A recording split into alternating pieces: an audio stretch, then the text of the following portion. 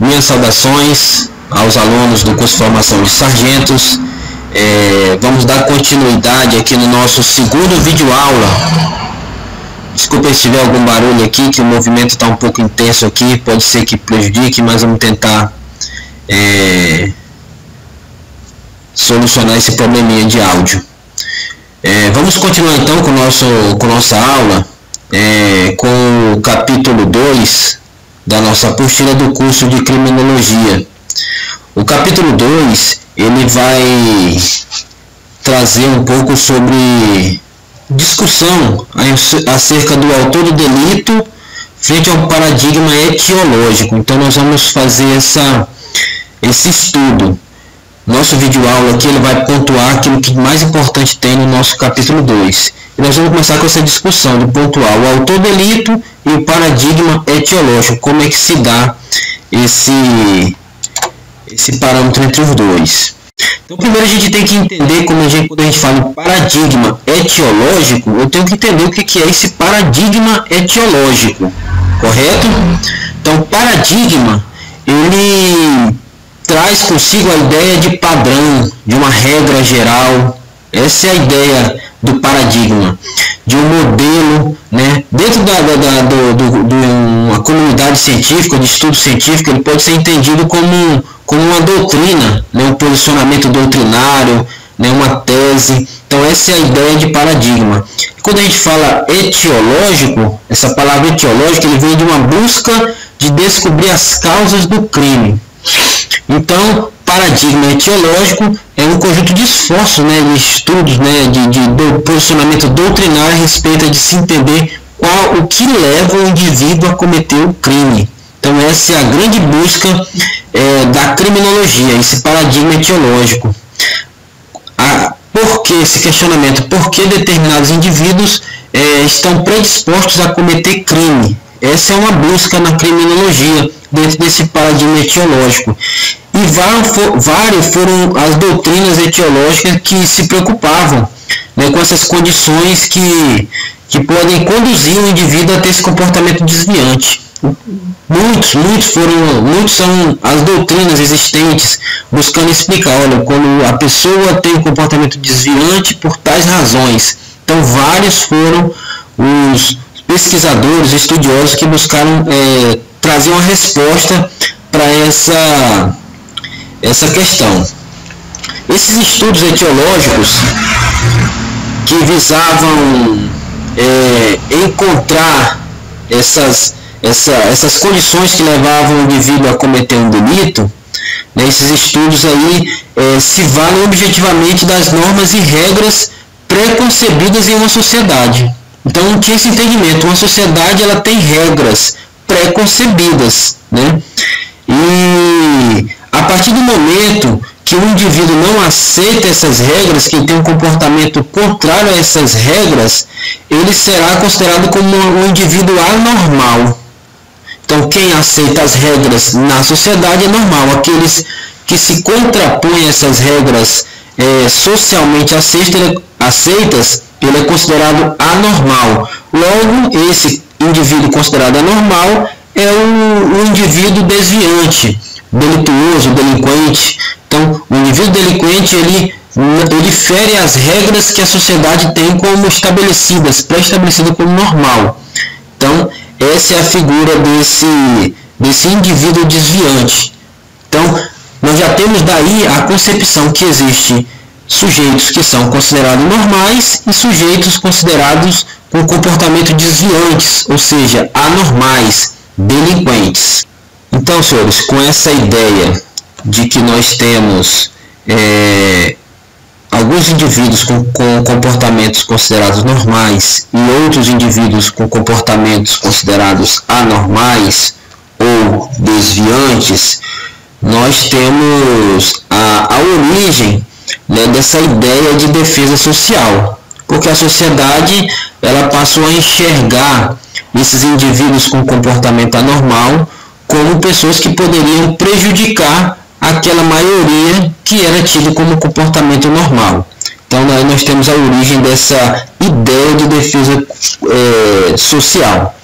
Como nós podemos perceber naquele slide anterior, as teses etiológicas permitiram compreender dois tipos de comportamento, aqueles considerados normais e aqueles considerados desviantes.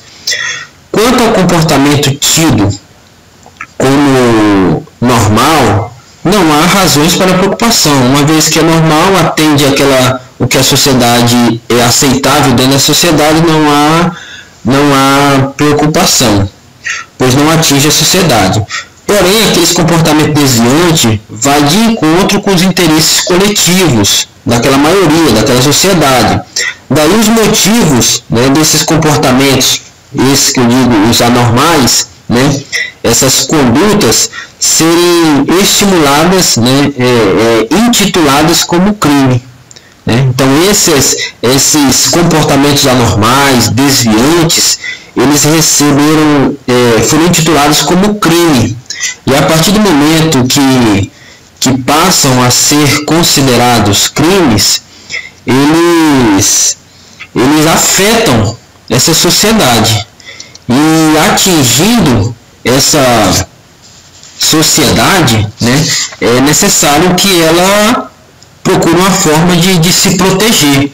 E essa proteção nasce desses fundamentos aí de uma ideia de defesa social, da sociedade buscar uma proteção contra esses indivíduos desviantes, comportamentos delinquentes. E esse pensamento, né, da necessidade da defesa social, ele encontrou suporte inicialmente em três pressupostos. Né? Três pressupostos basearam essa ideologia da defesa social. O primeiro deles é que o crime ele é real, é presente no meio do social, não tinha como se negar isso, era perceptível. Existem indivíduos que têm um comportamento diferente, uma postura crime, um comportamento desviante. Então isso é real, é presente no meio social, é uma realidade. Dois, também, né, o segundo aqui que a gente tem é que o comportamento criminoso ele tem raízes biológicas que inevitavelmente serão manifestadas em alguns indivíduos. Então, esse comportamento criminoso, com suas raízes biológicas, ele vai contemplar parte dos indivíduos dessa sociedade. Então, inevitavelmente, algumas pessoas ali daquele contexto vão ter esses comportamentos desviantes, ou seja, irão ter condutas criminosas. E em terceiro é que os comportamentos desviantes, né, que são considerados crimes dentro do nosso estudo, estão delineados juridicamente em normas. Logo, a conduta indesejada manifestada por um indivíduo indesejada se amolda com fundamentos lógicos e o que está previsto em norma. Então, esse comportamento aí indesejado, ele vai em algum momento ali se amoldar com normas jurídicas que essa sociedade vai estabelecer na busca dessa defesa social, nessa ideia de buscar uma defesa social. Então, se estabelece ali condutas que a sociedade elencou como não sendo aceitas no meio daquela coletividade, e aquele indivíduo que manifestar esse comportamento já pré-definido como não aceitável, ele vai incorrer numa conduta criminosa. E aí vai ser tratado juridicamente esse comportamento desviante dessa pessoa. Então esses três foram os pressupostos que fundamentam essa ideologia de defesa do social, onde a sociedade busca, né, conseguir uma forma de se defender dessa parcela da sociedade que tem essa conduta desviante, ou seja, uma conduta criminosa. Então, senhores, nessa esfera desses pressupostos que nós acabamos de discutir, nasce esse rol de princípios aqui que constrói, né, essa ideologia da defesa social. Então, baseado naqueles três pressupostos que nós acabamos de discutir, aí surgem esses princípios que deverão ser seguidos dentro da ideia da defesa social proporcionada pelo Estado. Então, o primeiro dos princípios aqui que a gente vai verificar é o princípio da legitimidade. E por esse princípio da legitimidade, a sociedade concebia legitimidade, ou seja, monopólio para que o Estado reprima a criminalidade. E para isso o Estado ia se valer do sistema penal, ou seja, a aplicação de penas, né, para aqueles indivíduos que apresentassem condutas desviantes. Então, o indivíduo que apresentasse uma conduta desviante, a partir daquele momento a sociedade estava empoderando o Estado para que o Estado pudesse reprimir aquele comportamento desviante daquele indivíduo. Tá, ok? Então, o princípio da legitimidade. O segundo princípio é o princípio do bem e do mal. Né? Por esse princípio, nós podemos enxergar que a conduta delituosa era tida como maléfica para a sociedade. E o seu autor, que no caso lá era o criminoso, o delinquente, é visto como um elemento disfuncional que propaga o mal, ao passo que a sociedade representava o bem. Então nós temos aí uma dicotomia. O indivíduo do comportamento desviante ele era considerado como mal, e a visão da sociedade, aqueles que seguiam aquele comportamento tido como normal e natural, representavam o bem. Tá, ok? Nosso terceiro princípio é o princípio da culpabilidade. Por esse princípio, concebemos que a ação delituosa tem origem numa atitude essencialmente reprovável. Então, esse comportamento criminoso ele é essencialmente reprovável, ou seja, contrário aos valores e normas aceitos no contexto geral da sociedade, e por essa razão deveriam ser sancionados pelo legislador. Deveria ter normas, né, deveriam ser criadas regras que pudessem aplicar uma certa responsabilidade para quem contrariasse o interesse da sociedade. Depois nós temos aqui o princípio da finalidade da prevenção. Então, por esse princípio, extraímos duas funções das penas. Essas penas eram a resultante justamente aqui do princípio da culpabilidade, que a gente acabou de mencionar, que as sanções que o legislador criava, e essa legislação ela era basicamente as penas atribuídas a essas pessoas com comportamento desviantes. Então, a finalidade, né, dessas penas, nós extraímos que existiam duas finalidades. A primeira delas era punir diretamente aquele indivíduo que tivesse um comportamento desviante, delinquente, criminoso. Então, a primeira finalidade da pena era punir diretamente esse indivíduo. E segunda função era a função preventiva, que atuava de forma a desestimular, ou seja, ela desmotivava aquele indivíduo que ele via a possibilidade daquela norma ser aplicada a ele era desestimulado a ter uma prática delituosa. Depois nós temos aqui o princípio da legalidade. Né? Esse princípio da legalidade ele universaliza a aplicação da lei em igual medida para qualquer que seja o indivíduo daquela sociedade. Então não tinha privilégios para ninguém. A lei deveria ser aplicada a todos de maneira igual. E por fim nós temos aqui o princípio da legalidade, o princípio do interesse social. Né? Perdão, o princípio da legalidade. Esse princípio da legalidade ele se manifestava como limitador, né? Ele limitava o Estado. Uma vez que o Estado foi legitimado lá pelo primeiro princípio da legitimidade a fazer essa defesa da sociedade, né? Porém não poderia ser um poder absoluto. Então os limites para o Estado era justamente o limite dos direitos humanos. Não poderia extrapolar. O Estado não era absoluto, deveria, apesar de aplicar as penas, mas com respeito aos direitos e garantias que aquele indivíduo, apesar de ter um comportamento desviante, ele ainda era assistido por seus direitos na condição de pessoa, né? Nos seus direitos humanos.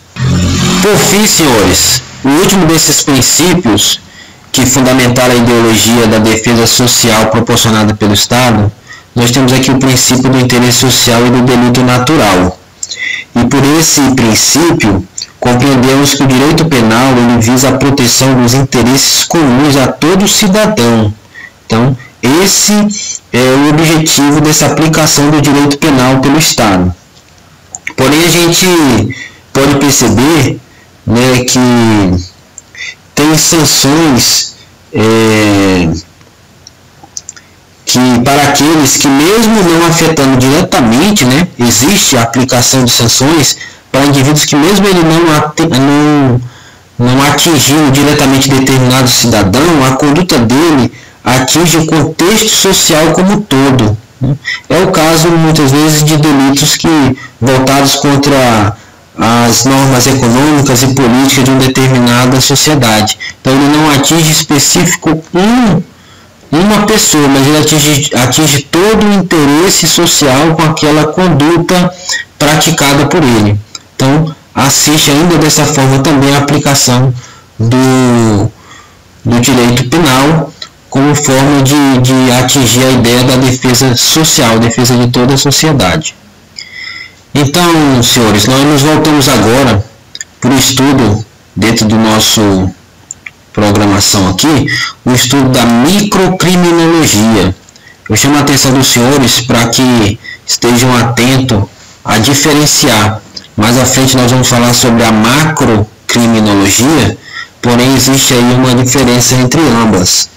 E a microcriminologia é o que nós vamos falar agora, que é tida aqui no nosso material como a parte da criminologia que se atém ao estudo somente do crime e do criminoso. Então, a microcriminologia ela se atém única e exclusivamente ao estudo do contexto do crime e do criminoso. Essa é a tentativa aí de busca da microcriminologia. Na verdade, senhores, grande parte das reflexões e estudos, né, que se propõem a analisar os comportamentos desviantes se resumiu à tentativa de responder a uma única questão. O objetivo de todos os estudos, todos esses estudiosos, teóricos, doutrinadores que vimos, eles queriam responder a uma única questão, que seja qual era o motivo ou quais os motivos, né, alguns indivíduos se mostravam mais predispostos que outros a cometimento de delitos. Essa era a resposta que todos queriam chegar por meio de seus estudos, das suas teses, né? Por que motivo ou quais os motivos alguns indivíduos se mostravam mais predispostos que outros a cometer delitos? Eu já sabia que tinha indivíduos considerados normais e outros anormais, né, que tinham conduta desviantes. E por que motivos eles eram predispostos, tinham mais uma predisposição maior ao cometimento desses delitos? Essa era uma busca de todos os estudiosos e teóricos da época. Então, várias foram as teorias que apresentaram, né, explicações para essa indagação. Explicações essas que se diferenciam de acordo com a época, o método que cada um utilizava. Então, existiam variações decorrentes disso. Só havia uma certeza em comum em todas essas teorias, que era o indivíduo que se envolve em um delito, ele necessariamente é diferente. Isso aí era aceito por todos. Ou seja, aquele indivíduo que comete um delito, ele necessariamente ele é diferente do contexto social. E essa diferença, que o fazia diferente, ela era analisada em vários campos. Um deles é no campo da biologia, né? Essa análise, essa diferença analisada no prisma da biologia, ela é apresentada pelo indivíduo, pelo nível intelectual ou por características físicas daquela pessoa.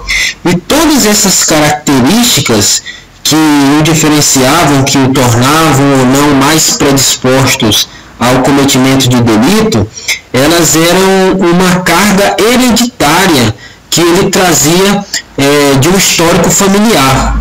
Então, essas são as raízes da biologia para explicar essa predisposição de alguns indivíduos ao cometimento de algumas práticas criminosas. Já quando nós partimos para uma análise da busca de resposta para essa indagação de todos os teóricos, mas dentro de uma análise psicológica, né, com essa análise psicológica, essa diferença ela é atribuída à questão de personalidade, seja ela por imaturidade, né, impulsividade ou até agressividade, né, alimentava essa ideia de uma adaptação forçada dessa personalidade, ou seja, a pessoa tinha essas características de imaturidade, impulsividade, era agressiva, ou seja, ela estava desvirtuando daquele contexto de normalidade da sociedade. Então, era necessário adaptar ela de maneira forçada aos parâmetros tidos como normalidade daquela sociedade. Então, essa era a explicação psicológica para que tivéssemos aí indivíduos mais propensos ao crime que outros, em cima dessas características de sua personalidade, né, a imaturidade, a impulsividade e a agressividade do delinquente. Já dentro da área do campo neurológico, né, no campo neurológico, os estudos apontavam para um comportamento violento, né, esse comportamento violento, né, uma dificuldade de atenção, dificuldade de concentração, né, motivação, a impulsividade daquele indivíduo, né, ela tinha uma perda muito fácil do autocontrole, né, desinibição sexual, era alguma das características e práticas aí que o tornavam mais predispostos ao delito dentro de uma análise neurológica desse indivíduo. Saindo dessas teorias biológicas, sociológicas e psicológicas, nós ingressamos dentro de outra teoria apresentada como explicação para que tenhamos indivíduos mais propensos ao crime que outros. Nós temos as explicações dentro da teoria da aprendizagem. Essa teoria da aprendizagem, ela nos traz que o criminoso ele é diferente do não criminoso, né? Por que ele qual é essa diferença, né? Dessa pessoa, né, não criminosa. E essa diferença ela não é congênita, ou seja, diferente das explicações que nós tivemos na teoria anterior, quando falamos biológico, que vinha aquela carga genética. Já na teoria da aprendizagem ela não traz essa raiz congênita, genética, não. A diferença na explicação da teoria da aprendizagem decorre de falhas no processo de aprendizado e socialização daquele indivíduo criminoso. Ou seja, uma vez que o homem é por natureza um ser social, e ele desvirtua disso, é porque houve uma falha no processo de socialização dele. O indivíduo ele é naturalmente sociável, mas por uma falha decorrente dentro da sua aprendizagem, da sua socialização, ele adquiriu características de comportamento desviantes que desvirtuaram do contexto que ele está inserido. Veja que nessa teoria já levamos mais para um aspecto da formação do caráter daquele indivíduo, ou seja, falhas no momento de inserir valores, né, caráter, né, uma formação moral daquele indivíduo, uma formação ética. Então, são falhas nesses quesitos. A gente fazendo uma análise breve, todo indivíduo ele tem 3 estágios, digamos assim, que possa fazê-lo frear, digamos. Tem o id, né, o id do indivíduo é onde estão ali os desejos, as vontades, mas esse id ele é de certa forma infiltrado, né, ele sofre uma barreira do nosso senso crítico. Se nós não tivéssemos esse senso crítico e levasse adiante apenas aqueles desejos que o nosso id muitas vezes nos traz, estaríamos fadados realmente a ter atitudes contrárias à ética, à moral. Então esse filtro, esse senso crítico que nós temos, ele é um conjunto de normas que regem a sociedade. Nós nos adaptamos àquela sociedade que nos estamos inseridos, então nós formamos alguns comportamentos, alguns desejos que temos que iam de encontro a esse contexto social, né? E depois desses desejos passarem por esse senso crítico, essa barreira, é que nossa conduta ela é exteriorizada para aquele contexto social. Então esses indivíduos com problema de socialização, eles têm problemas nesse senso crítico, nesse filtro.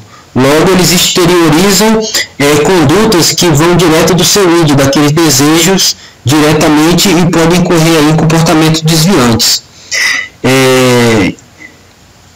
Então a gente verifica que na criação desse indivíduo houve falhas que o tornaram um ser antissocial. Por isso a teoria da aprendizagem tem a sua explicação, né? A sua teoria montada em cima dessa falha no processo de aprendizagem e socialização do indivíduo, o que o fizeram dele um indivíduo criminoso, que desvirtuou com comportamento desviantes. E chegamos aqui na próxima teoria que também busca demonstrar o porquê alguns indivíduos são mais predispostos ao crime. Temos as explicações da teoria da socialização deficiente. Essa teoria da socialização deficiente, ela nos traz que o crime é analisado como um fenômeno coletivo, né? Ou seja, sujeito às leis do determinismo sociológico, e por isso, por essa razão, ele é previsível. Ou seja, são determinados ali sociologicamente e previsível. Em outras palavras, o criminoso ele é um instrumento do tecido social que ele está inserido. Na verdade, ou seja, a solução para o problema está na reforma das estruturas sociais, ou seja, aquela sociedade como um todo ela precisava se estruturar de uma maneira correta, né? Porque ela está corrompendo os indivíduos que fazem parte daquela sociedade. Então o problema não está no criminoso, sim na sociedade que ele está inserido, né? Dentro da ideia de que a sociedade tem o criminoso que merece, né?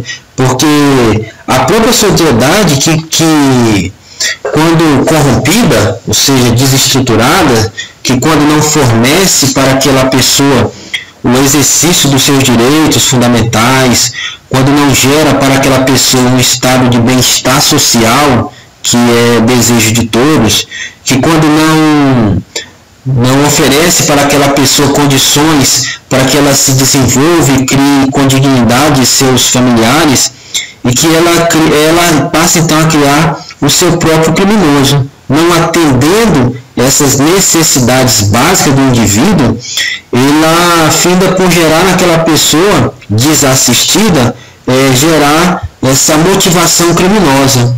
Ou seja, a sociedade tem um criminoso que merece. Então, dentro dessa deficiência na socialização, então é onde encontra aí uma explicação para que aquele indivíduo tenha mais predisposição ao crime, porque ele está inserido numa sociedade que ela é corrompida, que ela não leva a ele benefícios que ele deveria ser assistido por aquele Estado. A gente encontra também dentro desse contexto a explicação trazida pela Escola de Chicago, dentro dessa teoria da socialização deficiente, né? A Escola de Chicago, a gente pode observar no nosso material aí que ela explora a relação diretamente a relação entre a organização do espaço urbano e a criminalidade. Ou seja, a criminalidade que temos naquela sociedade é fruto de uma desestruturação urbana, dos espaços urbanos. O espaço urbano organizado, pavimentado, né, com energia, limpeza, né, calçada, as árvores bem podadas, o jardim bem feito, ele finda por gerar na pessoa, né, naquele indivíduo que pertence àquela sociedade, que está ali usufruindo daquele espaço, ela gera nessa pessoa um sentimento de bem-estar, né, que evita esse bem-estar que a pessoa tem, ele evita que ela venha a praticar o crime, ao passo que o contrário, né, não ter todas essas condições de urbanização, gera nas pessoas um descompromisso com a ordem daquele lugar. Então, as pessoas não têm compromisso nenhum, né? Então a organização, né, da estrutura daquela urbana, daquele ambiente, daquele contexto onde a sociedade está ali, ele evita que o indivíduo possa estar mais suscetível, mais predisposto ao crime. Então encontra uma explicação na urbanização do local. outra teoria que também visa atribuir respostas para aquela pergunta de por que nós temos indivíduos mais predispostos ao crime que outros, ela vem trazendo como explicação, né, a teoria dos lares destroçados, né, teoria dos lares destroçados, das famílias com transtornos. Então, ela vem se pautando basicamente em cima da deteriorização de grupos primários, né? A família é um grupo primário, ou seja, essa desestruturação familiar, né? É a maneira como a família está sendo desmembrada, né? Está sofrendo muito atualmente a sua estrutura, ela afeta aquele indivíduo de maneira que o torna mais propenso à prática de algum delito. Então essa é uma explicação em cima dessa teoria que trata dos lares destroçados, né? A dependência da família aos serviços assistenciais, a família também desassistida em serviços básicos, assistencialismo que deveria ter, ela finda por encontrar um caminho mais breve, né, para sua desestruturação. Várias famílias que nós encontramos aí com pais separados, né, filhos que são criados por avós, por tios, que são criados mesmo sem nenhum representante familiar, né, adotados então essa desestrutura nas relações familiares, essa relação superficial entre pessoas, né, nós verificamos aí que as relações de confiabilidade elas são cada dia mais menores, mais reduzidas, e isso traz uma implicação dentro da teoria dos lares destroçados e explica, né, porque vai fazer com que o indivíduo dessa família ela esteja mais propenso ao crime. É uma das teorias que explicam aí o porquê teríamos indivíduos com essa predisposição ao crime, porque ela advém de uma família desestruturada. Então aqui nós verificamos aqui a próxima teoria, que é a teoria da associação diferencial. Por essa teoria da associação diferencial, nós temos que o indivíduo ele aprende, né, em suas interações sociais condutas delitivas, né? Ele atrai para si valores criminais em razão dessa sua interação social, né? As vias que conduzem o indivíduo para essa socialização criminal podem ser variadas, e a gente tem alguns caminhos, né? Alguns canais que levam o indivíduo a esse comportamento criminal dentro dessa interação social. E um dos meios que ele vai caminhar, trilhar ao crime é por meio das experiências pessoais, né? Essas experiências pessoais são entendidas aqui com situações, né, situações conflituosas que desencadeiam, né, por levá-lo ao crime, principalmente quanto a jovens. Então, uma experiência de conflito traumática, ela pode, por fim, aquele trauma levá-lo e deixá-lo mais próximo de pessoas que têm esse hábito criminoso, né? Então algo do tipo aí, um conflito de grande proporção pode desencadear nele um processo que vai levá-lo à prática de delitos, um comportamento criminoso. Então essas são experiências pessoais que o levariam. O segundo que nós temos aqui como mecanismo que pode levar a essa interação delitiva são os canais de comunicação, né? Esses canais de comunicação, ou seja, são relacionamentos de interação com outros indivíduos ou grupos que podem determinar o comportamento criminoso ou não. Então, dependendo do grupo que está inserido aquele indivíduo, o contexto, né, aquelas pessoas que o cercam, elas podem dirigir ele e induzi-lo a ter um comportamento criminoso. Então, são tidos como os canais de comunicação. Outro fator são os valores dominantes. Então, a depender do valor que o indivíduo dará a determinada interação social, predispõe ele à prática delituosa. Será constituído nele um aprendizado do crime. Então, se ele tem, enxerga como referência alguém que já tem essa prática, que já tem esse hábito delituoso, ele pode ser levado a seguir aquelas características. Ele vai ter esse aprendizado do crime, tomando como referencial, uma pessoa que tem esse valor dominante aí para ele dentro dessa demanda aí criminosa. E nós temos ainda aqui também as interações de Pavlov, essas ideias de Pavlov, que ela nos traz que o indivíduo ele se condiciona, as ideias de Pavlov, ele fez experiências de condicionamento. Então essa tese ela vem em cima disso, de que o indivíduo se condiciona a reproduzir a conduta no meio em que ele está inserido.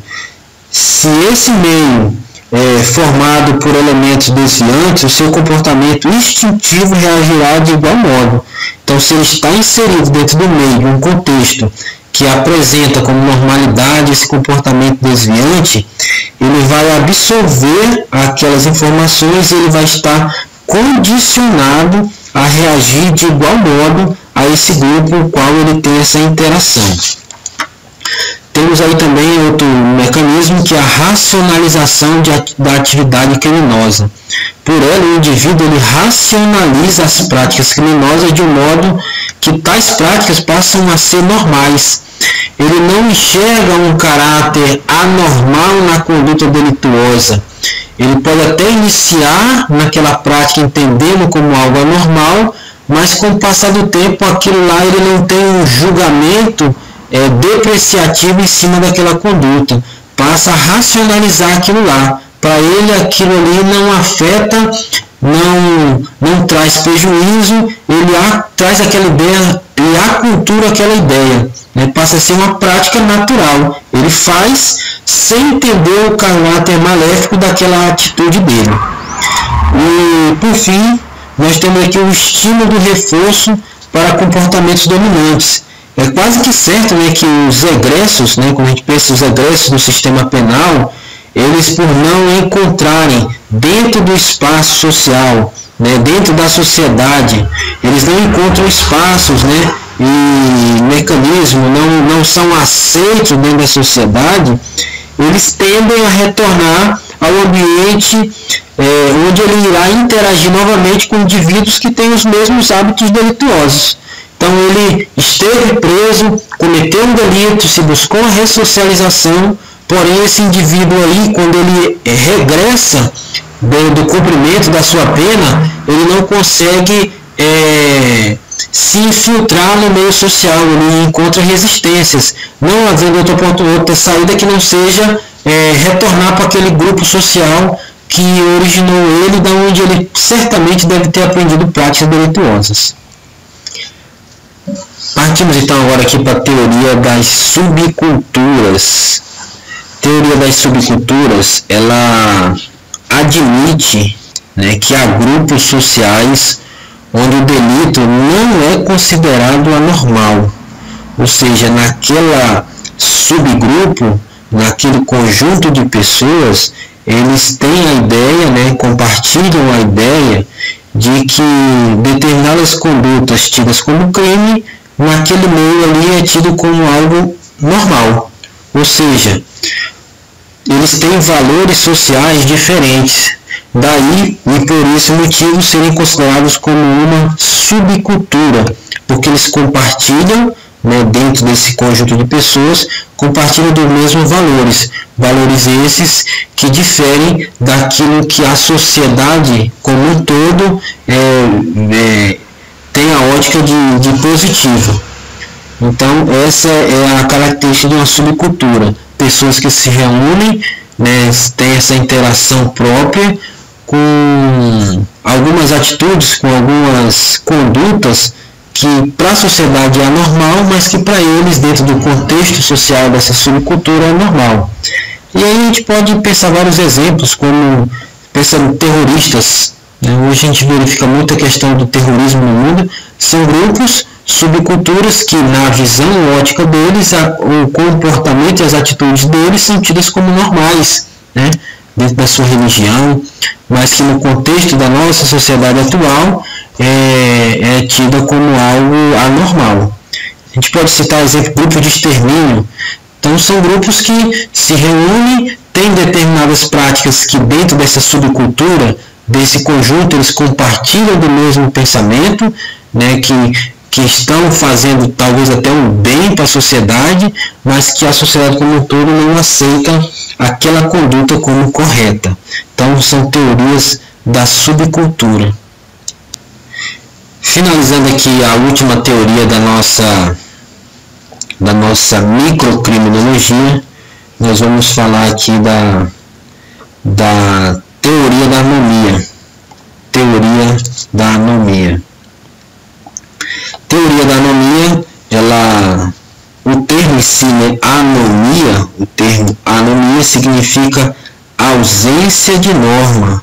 Então, teoria da anomia, ela vem dessa ausência de norma, ou ausência de regras, né? Num contexto de ausência de normas, imagine uma sociedade onde está presente essa ausência de normas, essa ausência de regras, se estabelece um caos imediato. E ali ocorre o fenômeno criminal. Em meio ao caos, se alimenta o fenômeno criminal. Ou seja, a falta de regra, né, faz com que o delito ser admitido como normal. Então essa é uma das explicações dentro da nossa teoria do porquê teremos indivíduos propensos ou não ao crime. Então, imagine que a sociedade, o contexto daquela sociedade, não existe regras, não existem normas, e essa ausência de normas provoca um caos, né? Se estabelece um caos naquele meio social, e o indivíduo não tendo regra em meio ao caos, ele admite como natural, como normal, a prática de delitos, de crimes. Então essa é uma explicação dentro da teoria da anomia.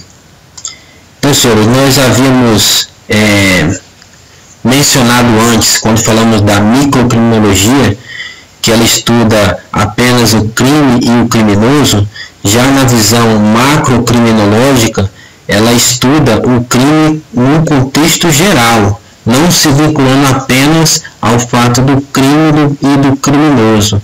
Ela vai além do contexto social, das suas interações que o indivíduo tem com a sociedade. Então, diferencie essa microcriminologia para macrocriminologia. Tá ok, senhores? Então nós encerramos aqui a nossa segunda videoaula referente ao capítulo 2. Espero que seja proveitoso, que possa basear os senhores dentro do conteúdo do capítulo 2. Tá ok? Bons estudos, façam um questionário sobre o capítulo e que os senhores possam, em havendo dúvida, estou disponível no fórum para tentar saná-las. Um abraço a todos, até a nossa próxima videoaula.